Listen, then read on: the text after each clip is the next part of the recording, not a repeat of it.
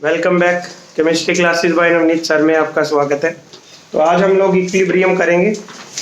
Equilibrium में सबसे पहले आज मैं आपको जो करवाऊंगा इक्विलिब्रियम फर्स्ट के एनसीईआरटी क्वेश्चंस करवा रहा हूँ। तो बेटा जब हम ये क्वेश्चंस करेंगे तो हमें डिटेल थ्योरी ऑटोमेटिक समझ आ जाएगी। तो let us start with question number 1। कुछ बच्चे आज यहाँ पर भी बैठे हैं, बेटे आप भी अपनी बुक खोल लीजिए, क्वेश्चन नंबर 1 पे आ जाइए। तो लेट अस सी क्वेश्चन नंबर 1 में हमारे पास क्या कहता है। इसका कहना है कि the following concentrations were obtained for the formation of NH3 from N2 and H2 eight equilibrium at 500 kelvin. जहां पर हमें N2 की कंसंट्रेशन गिवन है, H2 की कंसंट्रेशन गिवन है, NH3 की कंसंट्रेशन गिवन है। इसका कहना है कि कैलकुलेट इक्विलिब्रियम कांस्टेंट। तो सबसे पहले बेटे क्या करना होता है, जब हम लोग इक्विलिब्रियम या कोई भी यूनिट करते हैं तो पहले बैलेंस्ड इक्वेशन लिखना सबसे जरूरी है। तो मैं बोर्ड की तरफ कैमरे को कंसंट्रेट करता हूँ, शायद मैं आपको ना दिखाई दूं पर बोर्ड दिखाई देना चाहिए। चलिए, तो सबसे पहले अगर हम लोग यहाँ पर देखें तो इस फर्स्ट क्वेश्चन में हमारे पास अमोनिया की फॉर्मेशन है। तो हमारे हर बच्चे को अमोनिया की फॉर्मेशन वैसे भी आती है कि हाउ टू फॉर्म अमोनिया। तो लेट अस सी कि अमोनिया हम लोग कैसे फॉर्म करेंगे। तो बोर्ड की तरफ गौर करिएगा आप लोग। तो सबसे पहले ये हमारी इक्वेशन बनती है कि हमने नाइट्रोजन गैस ली, प्लस में हाइड्रोजन गैस लेनी है और इक्विलिब्रियम विद अमोनिया आना है यहाँ पे। ये हमारी इक्वेशन बनी। तो सबसे पहले अच्छा क्या रहता है, क्योंकि इसमें कई क्वेश्चंस में हमें फिर दिक्कत होती है, तो आप लोग ना साथ में इनकी जो भी स्टेट है कि ये एक्वस है, गैस है या लिक्विड है, वो साथ में लिखते जाइए। अब सबसे पहले आपने बैलेंसिंग करनी है। तो सबसे पहले जैसे मैंने पहले बताया था कि पहले अदर देन हाइड्रोजन और ऑक्सीजन एटम बैलेंस किए जाते हैं। तो यहाँ पे मैं नाइट्रोजन बैलेंस करूंगा, 2 है तो यहाँ पर 2 आएगा, 2 3 जा 6 तो यहाँ पे 3 आएगा। तो ये आपकी बैलेंसिंग है। 1 N2 है, 3 H2 है और 2 NH3 है। अब इसके बाद जो डेटा आपको अवेलेबल होता है बेटा वो लिखना होता है आपने। तो मैं अगर इस क्वेश्चन में ध्यान से देखूं, जो यहाँ बैठे हैं बच्चे, अगर आप अपनी बुक में देख पाए तो इन्होंने हमें अलग अलग कंसंट्रेशन दी है कि जो N2 की गिवन कंसंट्रेशन है that was 1.5 into 10 raise to power -2 molar. ये है हमारे पास। इसके बाद अगर मैं नेक्स्ट देखूं तो H2 की कंसंट्रेशन हमें गिवन है। तो अगर मैं H2 की कंसंट्रेशन देखता हूं तो वह है 3 इंटू 10 की पावर -2 मोलर। और अगर इसके बाद मैं नेक्स्ट देखूं तो अमोनिया की कंसंट्रेशन मुझे अवेलेबल है, और अमोनिया की जो कंसंट्रेशन दी गई है that is 1.2 into 10 raise to power -2 molar. तो इसके बाद सबसे पहले आपने ये देखना होता है कि ये जो कंसंट्रेशन दी गई हैं क्या ये इनिशियल कंसंट्रेशन है या फिर ये इक्विलिब्रियम की कंसंट्रेशन है। क्योंकि अगर ये इनिशियल कंसंट्रेशन है तो हमें अलग मेथड से चलना पड़ता है, बट लेकिन यहाँ पर तो साफ कहा गया है कि इक्विलिब्रियम पर है एट 500 केल्विन। दूसरी बात आपने ध्यान रखना है कि इक्विलिब्रियम के दौरान टेम्परेचर चेंज नहीं होता, टेम्परेचर रिमेन्स कांस्टेंट। तो मैं यहाँ पे Kc का फॉर्मूला लिखूंगा क्योंकि कंसंट्रेशन की टर्म में है। तो हमारे पास ऊपर किसकी कंसंट्रेशन आती है, प्रोडक्ट की। तो NH3 की पावर 2 होगी, नीचे क्या होगा N2 की पावर 1 होगी और साथ में होगा H2 की पावर क्यूब। ये हमारे पास रिलेशन आया है यहाँ पे। तो अगर मैं अब देखूं कि मुझे NH3 की कितनी दी गई है, तो NH3 दी गई है मुझे 1.2 इंटू 10 की पावर -2 का स्क्वायर। और अगर मैं बाय में आता हूं तो 1.5 इंटू 10 की पावर -2, साथ में H2 कितना दिया गया है 3 इंटू 10 की पावर -2 का क्यूब। बट यहाँ तक तो बड़ा नॉर्मल था। इसके बाद कई बार आप लोग कैलकुलेशन में अटक जाते हो। तो कैलकुलेशन का तरीका होता है, तो 2-3 क्वेश्चंस में मैं पूरा करके दिखाऊंगा आपको डिटेल। तो अगर मेरे को इसकी कैलकुलेशन करनी है तो मेरे लिए बेटर रहेगा कि पावर्स को अलग रख लूं और जो वैल्यूज है उसको अलग रख लूं। तो यहाँ पे 1.2 का स्क्वायर हो जाएगा हमारे पास, 1.2 इंटू 10 की पावर -4 आ जाएगा हमारे पास, क्योंकि -2 इंटू -2 होगा। तो अगर मैं बाय में आऊं तो बाय में क्या आएगा मेरे पास, ये 1.5 रहा, 3 का क्यूब आ रहा है तो 3 3 जा 9 इंटू 3 27 होगा हमारे पास। तो ये मेरे पास 27 हो गया इंटू। अब ये पावर्स देखिए, 10 की पावर -2 थी, 10 की पावर -2 3 टाइम्स, तो -6 तो वो होगी, -2 यहाँ से मिली तो -8 होगी आपके पास। तो ये रहेगा हमारे पास 10 की पावर -8। अब अगर मैं पावर्स को ही देखूं तो मेरे पास पावर ऊपर जाके कितनी हो जाएगी 10 की पावर 4। ठीक है जी, अभी अलग लिख लो इसको, एक दो क्वेश्चन में ना पूरा थोड़ा डिटेल समझ लो, उसके बाद बेशक अपने आप करिएगा। ये आ गया हमारे पास। अब हमने क्या करना है इन क्वेश्चंस के अंदर, पहले डेसिमल से डेसिमल उड़ा दीजिए, ये डेसिमल से डेसिमल उड़ा दिया। ठीक है जी, अब इसको भी उड़ाइए। अगर मैं इसको उड़ाऊंगा तो बाय में 10 आएगा, बाय में 10 आएगा तो ये 10 की पावर 3 हो जाएगा हमारे पास। अब जितना क्लोज कैलकुलेशन ले जा सकते हो पहले उतना क्लोज लेके जाओ छोटी वैल्यूज में। तो मैं इसको 3 पे कर रहा हूं, बाय में 5 आ, इसको भी मैं 3 पे कर रहा हूं। ये हमारे पास कितना आ गया 16/45 इंटू 10 की पावर 3। अब 16/45 मुझे कट करने में अगर दिक्कत हो रही है तो आप एक जीरो यहाँ से उठा लीजिए, इसको 10 की पावर 2 कर दीजिए और यहाँ 160 कर दीजिए। अब आप काट लेंगे इसको तो यहाँ पे मेरा कितने पे जाएगा 3 पे जाएगा। 45 इंटू 3 135 होता है तो 3.250 होगा और ये 5 पे जा रहा है मेरे पास, 5 पे 225 आएगा, फिर 5 पे जाएगा तो हमारा जो आंसर आ रहा है 3.55 इंटू 10 की पावर 2 आ गया। तो ये हमारा फाइनल। मैं बताता हूँ इसमें जो आपकी बुक्स में दे रखा है वो आंसर गलत है, पहले उसको ठीक कर लो। तो बुक्स में जो आंसर दे रखा है वो है आपके पास 0.106 इंटू 10 की पावर 4, उसको ठीक कर लीजिए। 3.55 इंटू 10 की पावर 2, 2-3 न्यूमेरिकल है जिसमें बुक में आंसर गलत है। कहीं आप लोग सोचें कि सर ने गलत करा दिया या हमारा गलत है, तो इसमें बुक का ही गलत है। तो इसका जो आंसर आएगा वो आएगा 3.55 इंटू 10 की पावर 2। ठीक है जी, तो बुक में आंसर गलत था हमारे पास। आई थिंक अब पहला क्वेश्चन हो जाएगा आपका। तो ये था हमारा क्वेश्चन नंबर 1। अभी वैसे केसी की यूनिट निकाल सकते हो, कोई दिक्कत नहीं है, पर लेकिन हमारी जो बुक्स है यूनिट लेस चलती हैं केसी में, तो हम भी यूनिट लेस चलेंगे। तो डन, फर्स्ट क्वेश्चन समझ आ गया। अब बेटा सबसे इंपॉर्टेंट चीज तो आपने यही सीखी कि इसमें आंसर गलत है और सारी उम्र लगे रहते हैं, ये बुक से मैच ही नहीं करना था। तो अब आ जाइए क्वेश्चन नंबर 2 की तरफ। लेट अस सी। तो मैं सारे क्वेश्चन डिटेल में डिस्कस करूंगा, सिर्फ आगे जाके कैलकुलेशन थोड़ी शॉर्ट कर दूंगा। तो अगर मैं सेकंड क्वेश्चन देखूं तो क्या कहता है यहाँ पे, एट इक्विलिब्रियम। तो सबसे पहली बात उसने जो कंसंट्रेशन दिया वो इक्विलिब्रियम पे ही दी है। तो अगर आप लोग ध्यान से देखें कि at equilibrium the concentrations were N2 की दे रखी है हमें, O2 की दे रखी है और NO की दे रखी है और इक्वेशन भी गिवन है। तो सबसे पहले तो मैं इक्वेशन ही लिखूंगा, तो प्लीज राइट इक्वेशन। तो बेटा बुक साथ में खोल लीजिएगा, साहब बुक होना बड़ा जरूरी है। तो नाउ लेट अस सी की इक्वेशन क्या है हमारे पास सेकंड क्वेश्चन में। तो हो सके तो जो यहाँ बच्चे बैठे हैं आप मेरे साथ करते जाइए और बुक्स की कैलकुलेशन मत फॉलो करना, अपने तरीके से करना। तो ये हमें गिवन है यहाँ पे, ये क्वेश्चन है। तो मेरे से केसी के लिए पूछा है इसमें, और अगर आप क्वेश्चन में देखें तो हमारे पास कंसंट्रेशंस गिवन है। तो मैं अब लिख नहीं रहा, मैं डायरेक्ट वैल्यू पुट करूंगा। तो हमारा जो केसी होगा, हर एक बच्चे को पता है कि केसी क्या होगा, ऊपर प्रोडक्ट की कंसंट्रेशन और बाय में रिएक्टेंट की कंसंट्रेशन। तो ये मेरा बना है यहाँ पे। ठीक है जी, इसके बाद गिवन क्वेश्चन के अंदर जो वैल्यूज है, अगर मैं वो वैल्यूज देखूं तो N2 की मुझे दी गई है यहाँ पे, N2 की लिख लेते हैं पहले, 3 इंटू 10 की पावर -3। ठीक है जी, और O2 की जो कंसंट्रेशन दी गई है 4.2 इंटू 10 की पावर -3। ठीक है जी, और NO की जो कंसंट्रेशन दी गई है 2.8 इंटू 10 की पावर -3। और 2.8 इंटू 10 की पावर -3 क्योंकि स्क्वायर था तो हम लोग भी स्क्वायर करेंगे। तो बेटा जैसे मैंने अभी आपको सिखाया था कि इस तरह के क्वेश्चंस में हमें क्या करना होता है कि जो पावर्स होती है उसको अलग लिख लेना। तो यहाँ पे साफ दिखाई दे रहा है कि 10 की पावर -3 का स्क्वायर हो रहा है और नीचे भी 2 बार 10 की पावर -3 है, तो इसको तो यहीं कट कर दो, ये तो यहीं कट हो गया हमारा। अब ऊपर क्या बचा 2.8 का स्क्वायर। तो अब अगर मैं 2.8 का स्क्वायर लिखूं तो ये मैंने लिखा 3 इंटू 4, ये मैंने लिख दिया। अब मैंने जैसे कहा था कि आपको डेसिमल काटिए, पहले क्लोज लेके जाइए कैलकुलेशंस को, तो लेके चलते हैं। तो यहाँ पे मैं डेसिमल से डेसिमल कटेगा, डेसिमल कट के नीचे 0 आ जाएगा। तो ये तो 14 पे कट रहा है, 14 2 जा 28, 14 3 जा 42। ठीक है जी, अब इसको और क्लोज लेके जाइए, ये 14/15 हो जाएगा।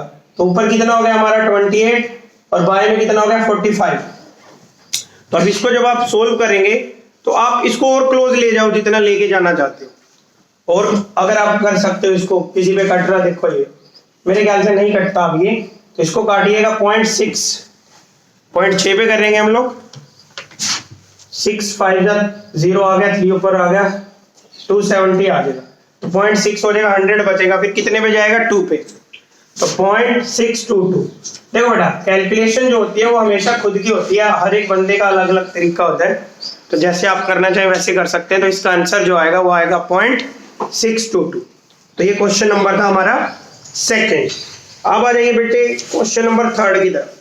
तो क्वेश्चन नंबर थर्ड अगर मैं पढ़ूं, यहाँ पे क्या दिया गया, सबसे पहले जैसे मैंने बताया कि सबसे पहले इक्वेशन लिखनी है, उसके बाद हमेशा चेक करना है कि क्या जो हमें कंसंट्रेशंस दी गई हैं दे आर एट इक्विलिब्रियम या फिर वो इनिशियल है।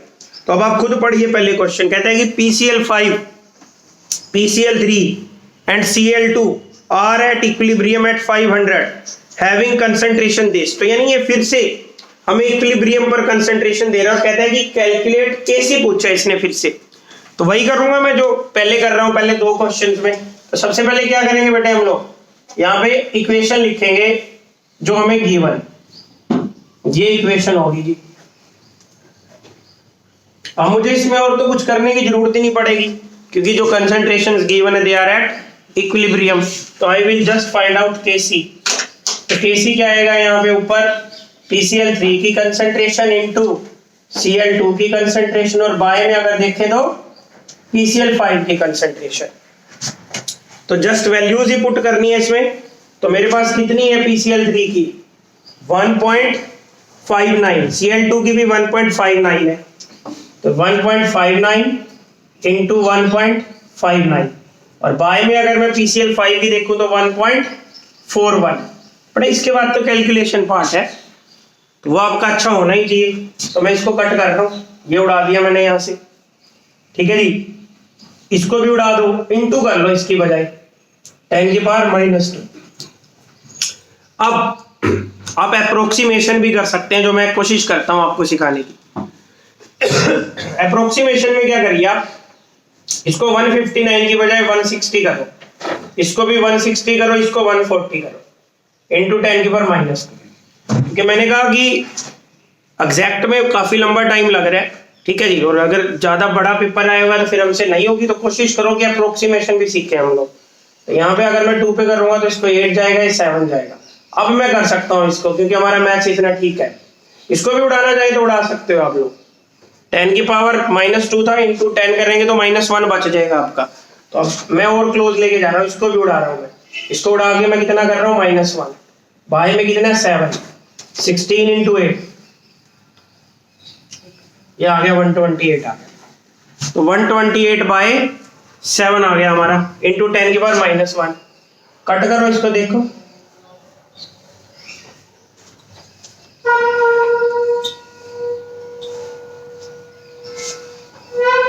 1.83 हमारा आंसर आ रहा है यहाँ पे, ठीक है जी।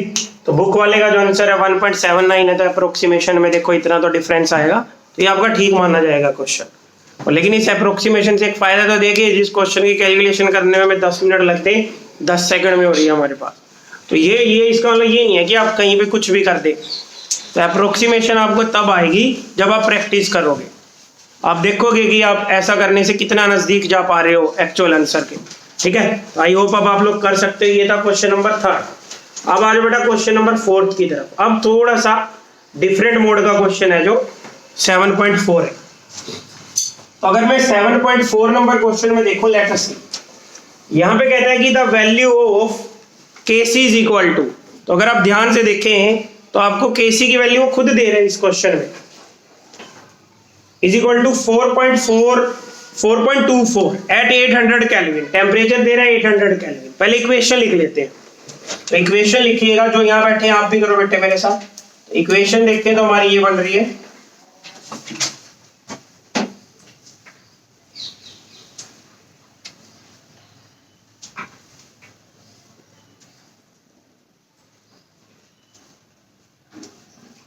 ये इक्वेशन आ गई हमारी। तो इस इक्वेशन में देखो तो कहता है कि calculate the equilibrium concentration. Change कर दिया है, इस बार उसने जो कंसंट्रेशन हमें प्रोवाइड करेगा वो इक्विलिब्रियम की नहीं है, उसने कहा कि इक्विलिब्रियम कंसंट्रेशन तो आप बताओ, ठीक है जी। और किस किस की बतानी है, सभी की बतानी है, चारों के चारों, दोनों रिएक्टेंट और प्रोडक्ट की। कहते हैं कि जब मैंने रिएक्शन शुरू की, if only CO and H2 are present initially, तो यानी कि शुरुआत जब की रिएक्शन की तो वहां पे सिर्फ CO और H2O ही प्रेजेंट थे, ठीक है जी। और इनकी शुरुआती जो कंसंट्रेशन थी वो थी 0.10 मोलर। तो अब इसकी पूरी कैलकुलेशन मैं आपके साथ डिस्कस करूंगा, तो आपने बड़ा ध्यान से देखना है इसको। तो यानी कि मैं अगर यहाँ पे लिखूं इनिशियल कंसंट्रेशन, इनिशियल कंसंट्रेशन मतलब टाइम 0, जब वो बंदा रिएक्शन शुरुआत कर रहा है, तो ये कितनी थी हमारे पास 0.10 मोलर थी, और ये भी कितना था बेटे 0.10 मोलर। तो उस टाइम प्रोडक्ट तो था ही नहीं, तो प्रोडक्ट की जो कंसंट्रेशन थी दैट वाज 0, ठीक है जी। अब मेरी बात सुनिए ध्यान से। अब रिएक्शन चली है, रिएक्शन चली है तो इक्विलिब्रियम आया है। इक्विलिब्रियम आने का मतलब क्या होता है कि कुछ रिएक्टेंट है और कुछ प्रोडक्ट बन गया। अब हमें क्या पता यार कितना रिएक्टेंट है कितना, तो लेट करना पड़ेगा इसमें। अब लेट में भी ना कई बार यहाँ पे दिक्कत क्या होती है कि जिसने यूनिट पूरी पढ़ ली है वो इस चक्कर में रहता है कि मैं 0.10 तो कर दूंगा, मैं -x करूं या *1 माइनस अल्फा। अगर कभी डिसोसिएशन दे रखा हो, आयनाइजेशन दे रखा हो, डिग्री दे रखी हो, फिर तो कंसंट्रेशन वाला फॉर्मूला चलाना है C * 1 माइनस अल्फा। लेकिन यहाँ पे कोई ऐसा थोड़ी दे रहे हो, तो जब ऐसा नहीं दे रखा है तो फिर आप x चलाओगे इसमें, समझ रहे हो। जो बच्चों ने पूरी यूनिट कर लिया है, कि जैसे मैं खुद इसमें अगर स्टूडेंट होता मैं पजल होता है यार, कहीं पे तो मेरा टीचर फॉर्मूला यूज कर रहा है C * 1 माइनस अल्फा, और कहीं पे जो मेरा टीचर है वो सीधा चल रहा है C - x करके। तो आपको अगर वो degree of ionization, degree of dissociation, इस तरह का वर्ड अगर कभी यूज करता है तो फिर वो वाला फॉर्मूला चलाना है, वरना यही चलना है। तो मैं क्या करूंगा यहाँ पे फाइनल कंसंट्रेशन, फाइनल कंसंट्रेशन में देखो यहाँ आया इक्विलिब्रियम लिख सकते हो, इक्विलिब्रियम कंसंट्रेशन। तो लेट करो इसमें से कितना टूटा x, तो बेटे x टूट गया है तो बच कितना गया है 0.10 माइनस x। और लॉ ऑफ मास एक्शन कहता था कि हमारा इंटरेस्ट बची हुई कंसंट्रेशन में है। तो आपने ध्यान रखना है शुरुआत में 0.10 था, अब कितना है 0.10 माइनस x। अब एक बार स्टोशो देखो इसकी, अगर ये एक रिएक्ट करता है तो ये भी एक रिएक्ट करेगा। इसका मतलब अगर ये x टूटा है तो ये वाला भी कितना टूटेगा x ही टूटेगा। तो बचेगा कितना, ये भी कितना बचेगा 0.10 माइनस x। समझ गए आप लोग। स्टोशो देखें, अगर ये एक टूट रहा है, ये भी एक टूटता है, ये एक बनेगा और ये भी एक बनेगा। तो अगर ये x टूटता है तो वो कितना बनेगा, वो x बनेगा। तो यहाँ पे भी कितना आएगा बेटा हमारे पास x आएगा, और ये भी कितना आएगा x आएगा। अब मैं जो तुम्हें चीज बताना चाह रहा हूँ सुनो, ये सारा काम एक ही बंद कंटेनर में हो रहा है। तो यानी ये जो बंद कंटेनर है इसके अंदर चारों चीजें एग्जिस्ट कर रही हैं। चारों चीजें इन सेंस दोनों रिएक्टेंट भी एग्जिस्ट कर रहे हैं और दोनों प्रोडक्ट भी एग्जिस्ट कर रहे हैं। तो इसलिए जो अब हमारा Kc होगा इसका, दैट डिपेंड्स ऑन ऑल, सभी के ऊपर डिपेंड करेगा उनकी इक्विलिब्रियम की कंसंट्रेशन पे।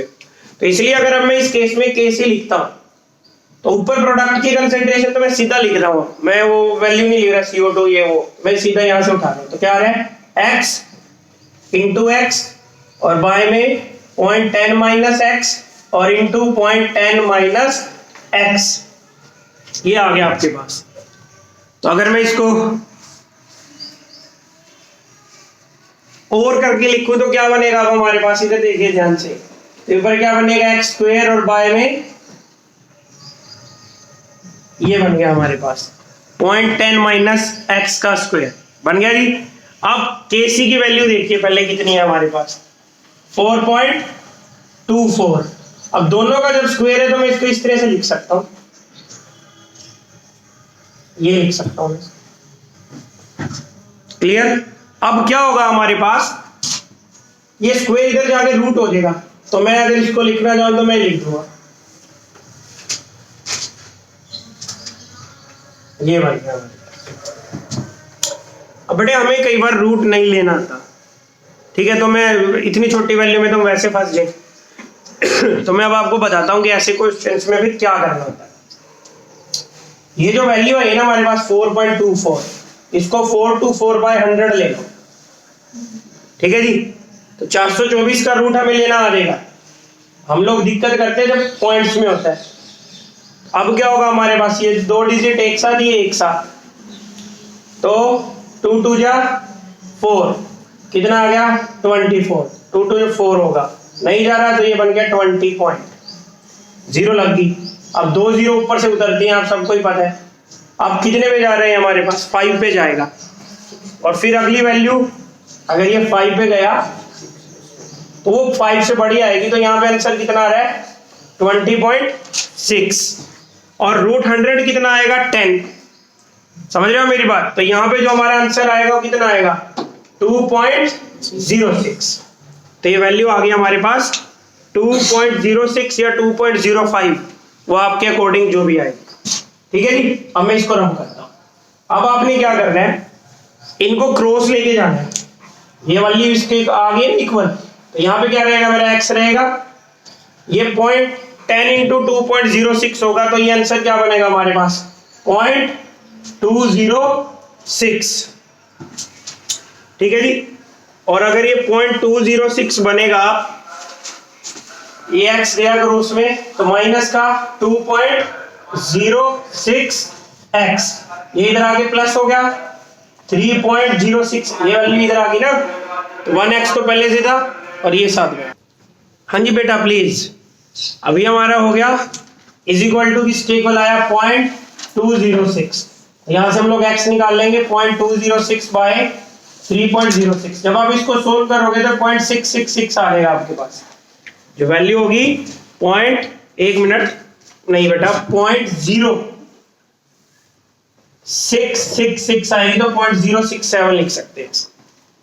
तो कैलकुलेशन का ध्यान रखना है न्यूमेरिकल्स में, तो 0.067 आ जाएगा, ठीक है जी। अब ये वैल्यूज यहीं पुट कर दो ऊपर ही, तो इसको बार बार लिखने की जरूरत नहीं होती, तो आप लोग यहीं पुट कर दीजिए x, और कितना आ गया हमारे पास 0.067, ये भी कितना आ गया x और 0.067, ये कितना आ गया 0.033, और ये भी कितना आ जाएगा 0.033।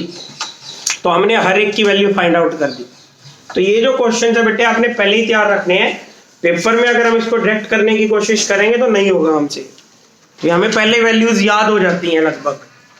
तो मैं मान लूँ ये क्वेश्चन हमारा हो जाएगा, चलो आगे। अब आते हैं बेटा क्वेश्चन नंबर 5 की तरफ।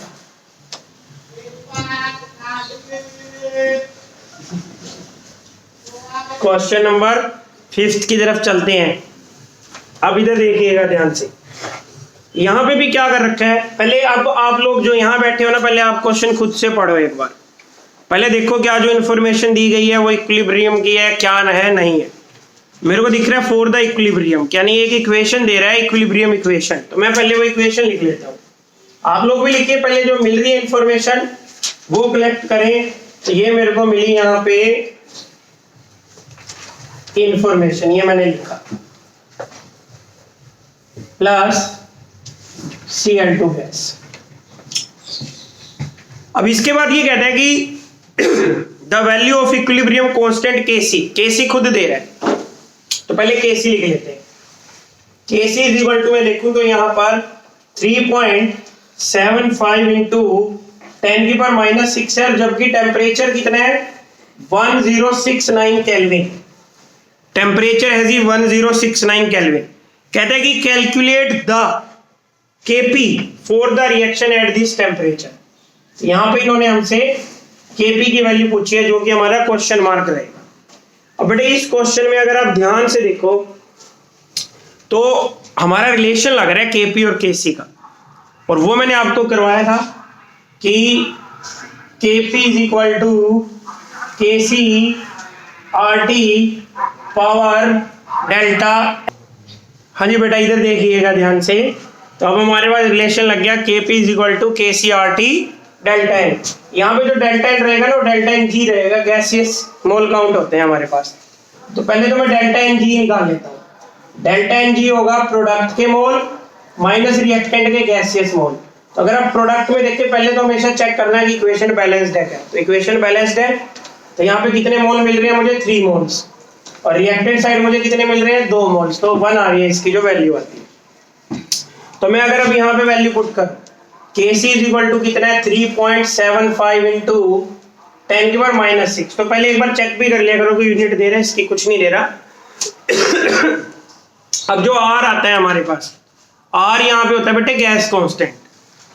आपने ध्यान रखना है कि अगर एनर्जी की यूनिट होती जैसे थर्मोडायनेमिक्स थी या कहीं पे गिब्स एनर्जी पूछी होती या और कोई एनर्जी वर्ड यूज करता तो यूनिट की जो वैल्यू लेते हैं हम लोग आर की लेते हैं 8.314 joule kelvin inverse mole inverse, but लेकिन यहाँ पे तो प्रेशर वाली यूनिट लेनी है। तो दो यूनिट्स हैं इसकी, जिनको नहीं पता लिख लें। आर इज इक्वल टू 0.0821 और आगे इसकी यूनिट रहेगी litre atmosphere kelvin inverse mole inverse.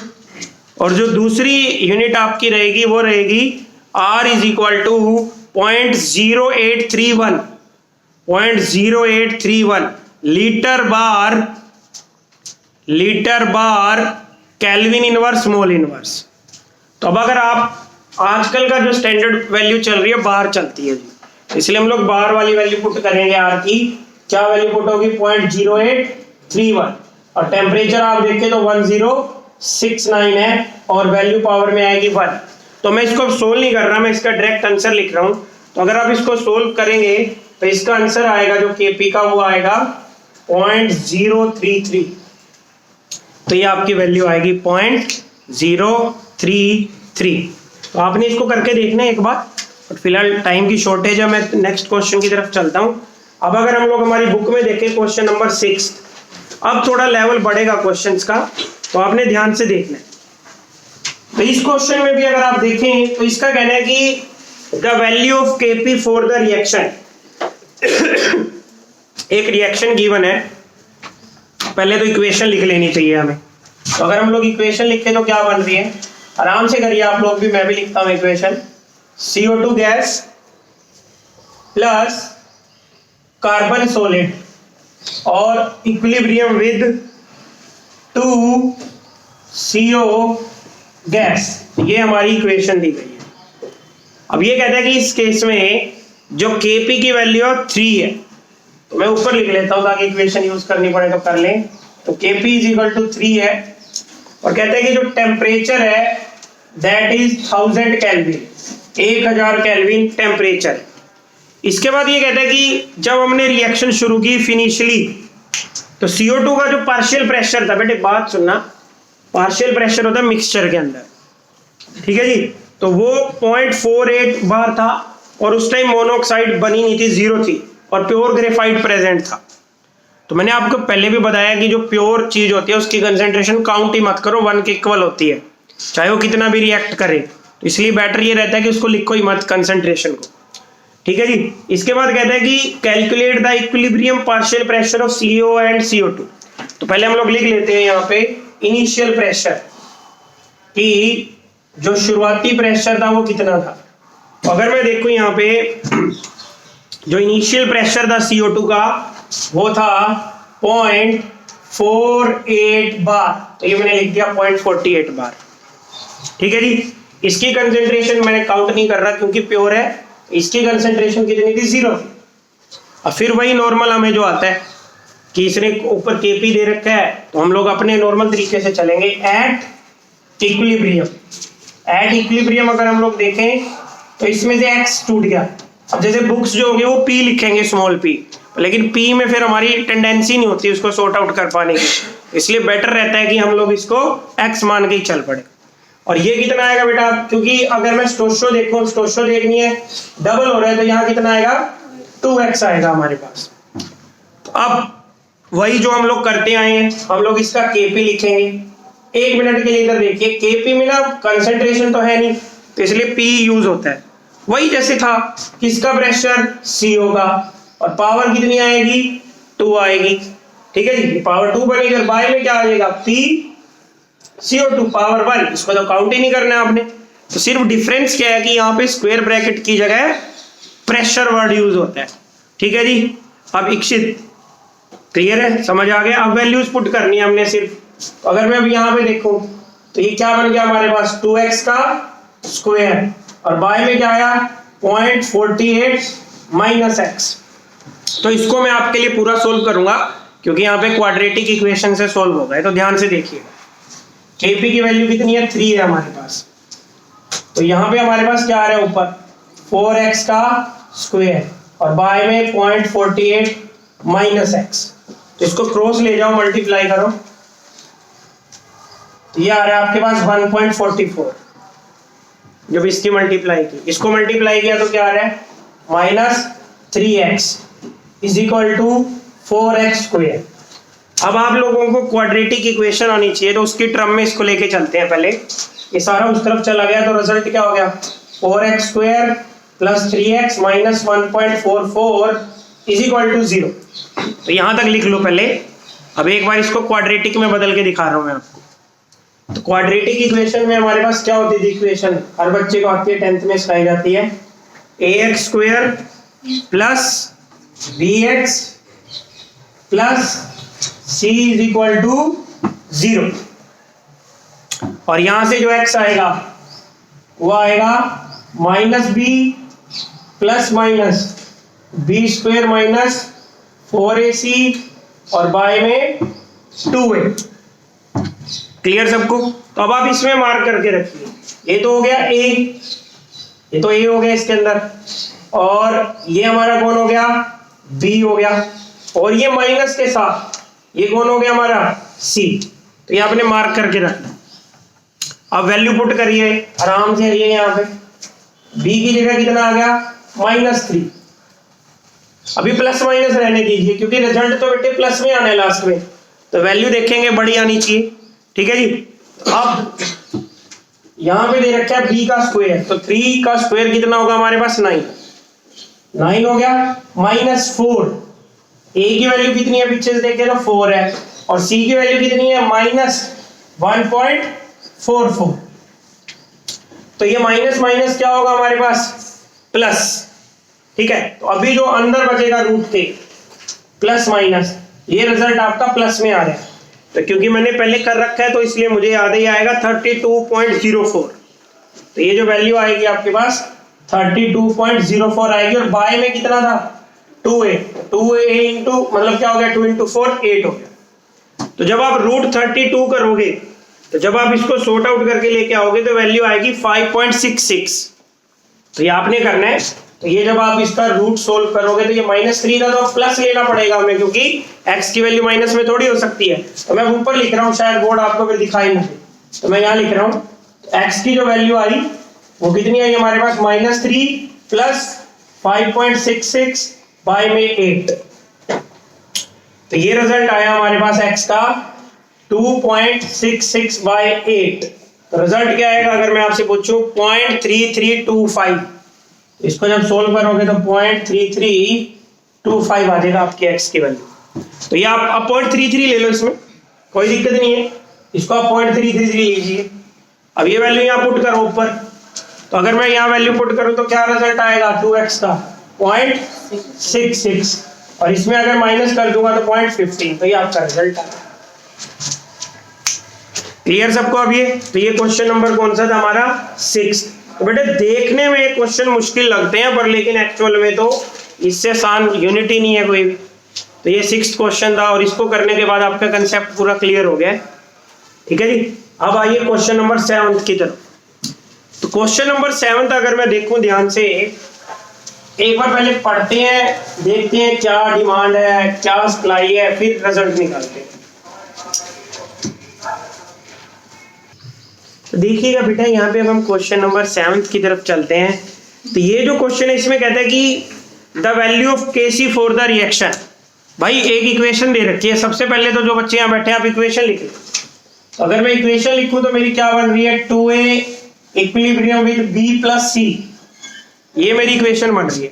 और इसकी Kc की वैल्यू पहले ही दे रहा है, कहता है कि इस केस में जो Kc है, Kc इज इक्वल टू है 2 इंटू 10⁻³ तो Kc मेरे को ऑलरेडी गिवन है। इसके बाद कहता है कि एट ए गिवन टाइम, अब यहाँ पे आप इसका वर्ड समझें, जब ये गिवन टाइम बोलता है तो इसका मतलब इक्विलिब्रियम की बात नहीं कर रहा, क्योंकि अगर इक्विलिब्रियम की बात करता तो बोलता कि एट इक्विलिब्रियम। तो इसने कहा at a given time the composition of reaction mixture is, A और बी और सी तीनों की जो कॉम्पोजिशन है वो इक्वल है, ए की इक्वल टू बी की इक्वल टू सी की, और तीनों की जो कॉम्पोजिशन है दैट इज 3 इंटू 10⁻⁴ मोलर। ये हमें गिवन है। कहते हैं कि in which direction the reaction will proceed. पहले बेटे आप इस क्वेश्चन को फील करो, ये जो तीनों कंसंट्रेशन दी गई हैं ये इक्विलिब्रियम पर नहीं है, और मैंने आपको बताया था कि इक्विलिब्रियम के अलावा अगर आप किसी भी टाइम कांस्टेंट निकालते हो तो उसको बोला जाता है कंसंट्रेशन कोशेंट। क्या बोला जाता है इसको? तो यहाँ पे केसी तो गिवन है, पर लेकिन हम अपनी तरफ से निकाल लेंगे क्यूसी, और क्यूसी क्या कहलाता है? Concentration quotient. तो अब हमारे पास क्या होता है कि यहां पर वही तरीका जैसे नॉर्मल था, बी की कंसंट्रेशन बाय इंटू सी की कंसंट्रेशन और बाय में ए का स्क्वायर, जो हमें जनरल मेथड आता है। तो बी की कंसंट्रेशन कितनी है? 3 इंटू 10 के पावर -4, सी की भी यही है तो ये स्क्वायर हो जाएगा, और बाय में भी यही है, उसका भी क्या है? स्क्वायर। जब इसको कैंसिल करेंगे तो क्यूसी की वैल्यू कितनी आ गई हमारे पास बेटे? 1 आ गई। अब हमारा काम शुरू होता है। तो अगर मैं इस केस में देखूं कि क्यूसी की वैल्यू 1 है और केसी की वैल्यू है 2 इंटू 10 के पावर -3, जिसको मैं अगर और करके लिखूं तो 0.002 बन रही है। तो मुझे क्लियर दिखाई दे रहा है कि इस केस में जो क्यूसी है दैट इज ग्रेटर देन केसी। अब आप मेरी बात ध्यान से सुनिएगा, जब भी एक रिएक्शन इक्विलिब्रियम से पहले होती है तो ये भी हो सकता है कि वो रिएक्शन फॉरवर्ड में ज्यादा चली गई हो, वापिस आ रही हो बैकवर्ड में, या ये भी हो सकता है कि बैकवर्ड में ज्यादा फॉरवर्ड में जाना शुरू हो रही हो, तो वो हमें यहाँ से देख के पता लगेगा, और हमें लीच एट ईयर लगाना है। तो अगर क्यूसी की वैल्यू ज्यादा है तो क्यूसी कब ज्यादा होगा इस इक्वेशन के अकॉर्डिंग अगर आप देखें तो क्यूसी तब ज्यादा होगा जब जो बी और सी की कंसंट्रेशन है वो ज्यादा है। समझ रहे हो? तो इसका मतलब बी और सी की जो फिलहाल कंसंट्रेशन है एट दिस टाइम वो इक्विलिब्रियम वाली कंसंट्रेशन से ज्यादा है। तो उस कंसंट्रेशन को क्या होना पड़ेगा लीच एट ईयर के अकॉर्डिंग? कम। और बी और सी कम कौन सी डायरेक्शन में हो सकती है? बैकवर्ड में, क्योंकि बी और सी रिएक्ट करेंगी तभी कम होंगी। इसलिए हम लोग लिख सकते हैं कि हमारी रिएक्शन किस तरफ जाएगी? बैकवर्ड जाएगी। बड़े लीच एट ईयर ने क्या कहा था कि जो आप सिस्टम करोगे सिस्टम उसका उल्टा करेगा। तो यहाँ पे बी और सी की कंसंट्रेशन फिलहाल ज्यादा थी, इसलिए रिएक्शन शिफ्ट्स बैकवर्ड। क्लियर है जी? तो ये क्वेश्चन नंबर आपका था 7। अब आ जाइए बेटे क्वेश्चन नंबर 8 की तरफ। तो अगर मैं क्वेश्चन नंबर 8 देखूं तो है तो इसी फैमिली का क्वेश्चन, पर लेकिन थोड़ी सी इंफॉर्मेशन लेस है उसमें, तो हमें सारा खुद ड्राइव करना पड़ेगा। तो देखते हैं लेट अस सी क्या कहता है क्वेश्चन नंबर 8। इसका कहना है कि क्वेश्चन नंबर 8 में 13.8 gram of N2O4 was placed in a 1 liter reaction vessel at this temperature and allowed to attain equilibrium। पहले ये इंफॉर्मेशन कलेक्ट कर लेते हैं। तो अगर मैं देखो मेरे को दिया गया वेट, तो मैंने लिख लिया W। किसका वेट दिया गया है? N2O4 का, तो मैंने लिख लिया WN2O4। तो WN2O4 कितना था मेरे पास? 13.8 ग्राम। और वॉल्यूम कितनी थी मेरे कंटेनर की? 1 लीटर। 1 लीटर वेसल के अंदर रखा गया था, और टेम्परेचर कितना था? 400 केल्विन। पहले पूरी इंफॉर्मेशन कलेक्ट कर लिया करो, ये 400 केल्विन पे है। इसके बाद कहता है कि एक रिएक्शन गिवन है, तो ये थोड़ा नीचे लिख लेते हैं ताकि और एडिशनल इंफॉर्मेशन हो तो ऊपर लिख ली जाएगी। N2O4 गैस और इक्विलिब्रियम विद 2NO2 गैस दिया गया है हमें, ठीक है जी। इसके बाद कहता है कि the total pressure at equilibrium was P total. तो जो P टोटल है वो दिया गया है, और वो दिया गया है 9.15 बार, जो P टोटल दिया गया।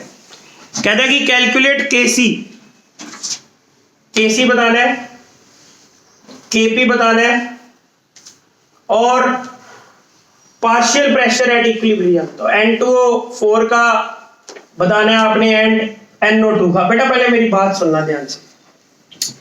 हमारे पास ना एक यूनिट होती थी 5th स्टेट्स ऑफ मैटर, तो वहां पे आपको पार्शियल प्रेशर वर्ड बताया जाता था। पार्शियल प्रेशर होता है एक मिक्सचर में एक कंपोनेंट का जो प्रेशर होता है। तो ये सारा बंद कंटेनर में हो रहा है, तो जब इक्विलिब्रियम आएगा तो उसमें N2O4 भी होगा और उसमें NO2 भी होगा। फिर वहां पे हम ये नहीं बोल सकते कि प्रेशर ऑफ N2O4, तो उसको बोला जाता है पार्शियल प्रेशर ऑफ N2O4, क्योंकि इसके साथ में एक दूसरी गैस भी है। ऐसे ही बोला जाएगा पार्शियल प्रेशर ऑफ NO2। तो अब हमें तो यार इंफॉर्मेशन मिली नहीं रही कुछ यहाँ से, तो हमें यहाँ से कलेक्ट करनी पड़ेगी। अब गैस है तो इसका मतलब प्रेशर लेना पड़ेगा। तो अब ये जो वैल्यूज है इनकी मदद से इनिशियल प्रेशर निकालना पड़ेगा N2O4 का। तो निकाल लेते हैं, क्या दिक्कत है? यहाँ पे हमें N2O4 का वेट दिया गया है, यहाँ वॉल्यूम दी गई है, यहाँ टेम्परेचर दिया गया है। तो मैं रिलेशन लगाऊंगा PV is equal to nRT, वहां से मुझे प्रेशर मिल जाएगा। बट लेकिन PV is equal to nRT लगाने के लिए मुझे पहले n तो पता हो, तो इसलिए हम पहले क्या करेंगे, यहाँ पे साइड में कर रहा हूं मैं, n निकाल लेंगे N2O4 के मोल्स। तो मोल्स का फॉर्मूला क्या होता था, given mass by molecular mass. तो मोलिकुलर मास 14 2 28 तो नाइट्रोजन का हो गया, और 64 हो गया, ऑक्सीजन 16 × 4 किया, दोनों को सम किया तो 92 आ गए। इसलिए मैंने बाय में क्या कर दिया 92। तो जब आप इसको सोल्व करोगे तो ये आएगा 0.15। तो यानी आपको n के मोल्स मिल गए यहाँ पे N2O4 के, ठीक है जी। अब वॉल्यूम गिवन है, टेम्परेचर गिवन है, तो फॉर्मूला लगा दिया P is equal to nRT by V। P n की वैल्यू कितनी आई 0.15। R अब देखो आप खुद, टोटल प्रेशर की यूनिट किसमें है, बार में। तो हम लोग R की कौन सी यूनिट लेंगे, बार वाली। बेटा आपको समझ आ रहा है, तो अब हम आगे चलते हैं। इधर देखिए, तो R की वैल्यू अगर हम देखें तो बार के हिसाब से चलेंगे, बार के हिसाब से कितनी आएगी 0.0831, और टेम्परेचर हमारा है 400। और अगर मैं वॉल्यूम की बात करूं बेटे, तो वॉल्यूम है 1 लीटर। अब आपने ना कैलकुलेशन से नहीं डरना, ये करके देखनी है, और होंगी आपसे, क्योंकि फिर वीडियो बहुत लंबी हो जाएगी, तो इसलिए मैं डायरेक्ट लिख रहा हूँ। जब आप इसको सोल्व करोगे तो 4.98 बार आएगा, 4.98 बार जो इनिशियल प्रेशर हो। तो ये P N2O4 का इनिशियल आ गया 4.9। फिर नॉर्मल है भाई, इसके बाद तो क्वेश्चन क्या करते थे हम लोग, यहाँ क्या लिखेंगे, इनिशियल प्रेशर कितना आ गया 4.98 बार, ये कितना था 0। फिर एट इक्विलिब्रियम, तो ये कितना है 4.98 माइनस x, और ये कितना हो गया हमारे पास 2x, क्योंकि स्टोइचियो चेक की ना हमने, तो डबल करेंगे हम लोग। तो अब मैं अगर इसको ऐड कर दूं, ऐड करने पे क्या होगा, लेट अस सी, 4.98 माइनस x प्लस 2x। बेटा मैंने पहले भी कहा था ये एक ही कंटेनर में है सारी चीज, तो उस पूरे कंटेनर का इसने प्रेशर हमें P टोटल दिया है। तो P total is equal to कितना है यहाँ पे 9.15 बार। तो ये इधर जाके माइनस हो जाएगा, तो x इज इक्वल टू क्या आ जाएगा, क्योंकि +2 था और माइनस का 1x था, 9.15 माइनस 4.98, तो ये आएगा 4.17। ठीक है जी। अब आपने क्या करना है, अब आपको वैल्यूज मिल गई हैं, तो ये वैल्यू यहाँ पुट करो पहले तो। अगर ये वैल्यूज मैं यहाँ पुट करूं तो NO2 कितना आ रहा है हमारे पास 8.34 आ गया जी। और ये वैल्यू अगर मैं यहाँ पुट करूं, इसमें से माइनस कर दूं 4 तो कितना आ रहा है 0.81 बार। एक चीज और देखो, अब जब तुमने इसमें अपना दिमाग इस्तेमाल किया करो, इसका मतलब जब इक्विलिब्रियम आया तो इक्विलिब्रियम कब आया, रिएक्शन के एंड में, क्योंकि प्रोडक्ट ज्यादा है, प्रोडक्ट है 8.34 बार और रिएक्टेंट सिर्फ कितना बचा हुआ है 0.81 बार। तो इसका मतलब रिएक्शन में इक्विलिब्रियम लास्ट में आया है यहाँ पे। तो ये चीजें आपने ना नोटिस करनी होती है। तो अब मेरे से क्या पूछा इस बंदे ने, पहले Kp पूछा है, अच्छा PN2O4 तो मिल गया, PNO2 भी मिल गया, दोनों वैल्यूज दे दी। तो Kp का फॉर्मूला क्या होगा हमारे पास, ऊपर प्रोडक्ट NO2 का स्क्वायर और बाय में क्या होगा N2O4, जो हम लोग नॉर्मल करते हैं अपना Kp निकालने का फॉर्मूला। तो अब मेरे को बताओ यहाँ पे NO2 कितना आएगा हमारे पास 8.34 का स्क्वायर और बाय में 0.81। तो बेटे जब इस वैल्यू को आप सॉर्ट आउट करोगे, इसको सोल्व करोगे, जो आप खुद से करोगे, मैंने कर रखी है वैल्यूज पहले, तो ये आएगा 85.87। ठीक है जी। अब आपने क्या क्या निकाल लिया जो उसने पूछा था, Kp बता दिया, N2O4 बता दिया, NO2 बता दिया। अब क्या रह गया हमारे पास इस क्वेश्चन में, Kc। तो अब ये देखिए, एक क्वेश्चन करने से हमारी पूरी यूनिट रिवाइज हो रही है, क्योंकि इसने सब कुछ पूछ लिया इस क्वेश्चन में हमसे। तो अब मैं क्या करूंगा, इधर देखो बेटा ध्यान से, बेटा गरिमा इधर देखिए ध्यान से। तो Kp इज इक्वल टू क्या है Kc RT power delta n। तो Kp की वैल्यू आई हुई है 85.87, Kc हमने निकालना है, आर की वैल्यू कितनी है 0.0831। टेम्परेचर कितना है हमारे पास, अगर मैं पूछूं आपसे, वो दे रखा ऊपर 400 केल्विन। डेल्टा एन प्रोडक्ट के 2 मोल है, रिएक्टेंट का 1 है, तो 1 आएगा। तो अब यहां से आप लोगों का कैसे निकलेगा जब आप कैलकुलेशन कंप्लीट करोगे, तो मैंने कर रखी है। तो ये आ रहा है आपका 2.586, या फिर बुक से मैच करना है तो 2.6। तो आज मैंने आपको अभी फिलहाल एक क्वेश्चन नंबर 8 तक करवाए हैं, तो नेक्स्ट वीडियो में आपको मिलते हैं अगले क्वेश्चन।